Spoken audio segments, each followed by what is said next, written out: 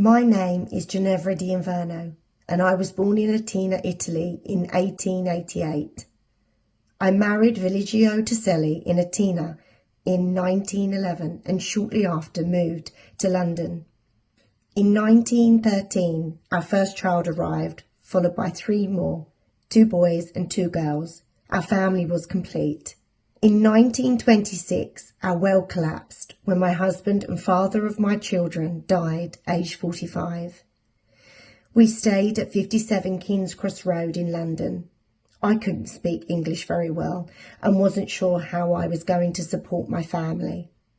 I decided to keep the house and take in boarders, one of these being a hotel head plateman at Selden's Park Hotel in Croydon. He was called Francesco D Inverno. He was so kind and made me laugh again, and he adored my children. Francesco was born on the 17th of April 1901 in Villa Latina, Italy, the son of Pasquale and Caterina D Inverno. In the 1930s, Francesco decided to move to London as he felt he would have a better life, just like many Italians who left Italy from the early 1900s onwards. It was difficult for him because of the language barrier, but he got a job in a hotel and came to live with me as a paid lodger. We got along very well, but had no intentions of marrying. I was 50 and he was only 38. But in early 1939, we heard grumblings of another world war and Italy siding with Germany. We knew that this could cause problems. We spoke for a long time and decided we would marry. I hoped that this would save Francesco from being arrested as an enemy alien, as I had lived here for nearly 30 years and my children had been born in Britain. How wrong would I be? We married on the 20th of April 1939 at St. Peter's Italian Church in London. It was a small family affair. We then left to visit my family in Latina for our honeymoon. We made many memories and took a few photographs. Little did we know then that it would be the last photographs we would ever have together, as on the 10th of June 1940, Benito Mussolini declared war on Britain and France as Italy gave its allegiance to Nazi Germany. Later that same day, Winston Churchill declared that all citizens of enemy countries were to be rounded up and transported to internment camps and deported to Canada and Australia due to the invasion fears following the fall of France and the evacuation of the British Army from Dunkirk. They were classed as Category A dangerous characters, but none of the Italians had sat before tribunal boards to ascertain how dangerous they were. The lists were created on whether they were members of the Italian Fascist Party. Most had lived in the UK for many years. Some were deported in error, and all aged between 16 to 70. Francesco was arrested by our local policeman in June 1940. They were very apologetic, as they had known him for many years and knew that he was a good man, honest and hard-working. They told me he would be back in a few days.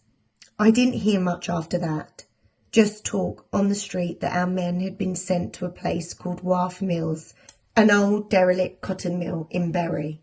I still thought Francesco would return, and it was a terrible mistake. The next we heard any news was when there was talk of a ship full of Italian and German internees that had been torpedoed and sunk.